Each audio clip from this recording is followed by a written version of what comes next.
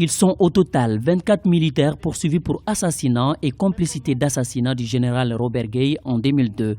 Le procès de ces présumés assassins démarre le 17 décembre 2015 devant le tribunal militaire d'Abidjan.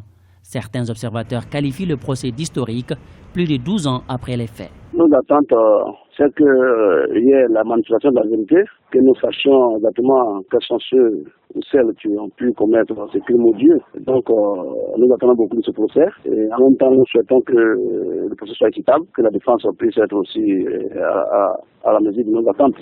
Parce que c'est important pour ce genre de procès. Il faut que ce procès nous donne vraiment satisfaction à tous les égards. Surnommé le Père Noël en treillis, le général Robert Gueye a dirigé la junte militaire après le coup d'État du 24 décembre 1999 contre l'ancien président Henri Konan Bédié.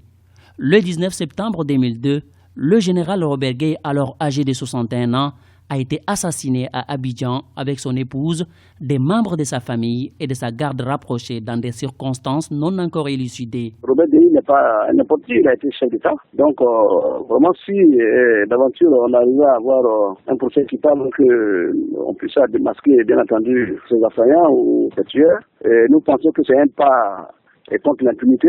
Ce procès ouvre en même temps tous les pas pour les autres procès à venir. Donc nous c'est un défi que la justice doit relever. Et ce défi-là, nous les accompagnons. Pendant ce procès, nous allons observer pour voir si toutes les procédures ont été respectées. Parmi les présumés auteurs de l'assassinat du général Gueye, 19 sont en détention, 3 en liberté et 2 autres en fuite selon les autorités judiciaires.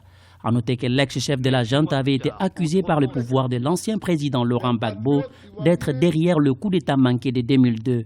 De leur côté, les partisans du général Robert Gueye avaient attribué au régime la mort de leur chef, ce que le camp du président Laurent Gbagbo a toujours démenti.